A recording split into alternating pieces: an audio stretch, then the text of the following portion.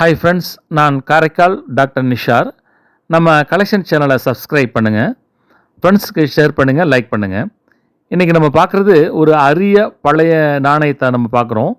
இது வந்து Netherlands east Indies கம்பெனியுடைய இந்த காயின் வந்து 1914ஆம் ஆண்டு முதல் 1945ஆம் ஆண்டு வரை மக்களின் பயன்பாட்டிற்கு நெதர்லாந்து ஈஸ்ட் இண்டீஸ் கவர்மெண்ட் வந்து வெளியிட்டிருக்காங்க. இதனுடைய பழமை வந்து 80 வருடம் ஆச்சு.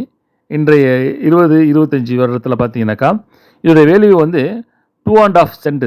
இதோடைய weight 12.5 gram, diameter 31 mm, thickness 2 mm. இது வந்து ஒரு பிராசலான காயின். இந்த காயினுடைய முன்பக்கம் பார்த்தீங்கன்னாக்கா கிரீடம் அணிந்த டச்சு ஆயுத அந்த படத்தை வந்து அதில் பதிவு செஞ்சுருக்காங்க.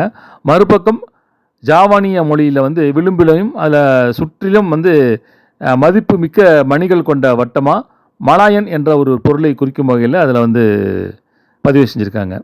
இது ஹிஸ்ட்ரி பார்த்தீங்கன்னாக்கா நெதர்லாந்து கிழக்கு தீவுகள் வந்து 1601 முதல் 1949ஆம் ஆண்டு வரை தற்போதைய இந்தோனேஷியாவை டச்சுக்காரர்கள் கட்டுப்படுத்திய காலனித்துவ காலத்தை குறிக்கும் வகையில் இந்த காயின் இருக்குது.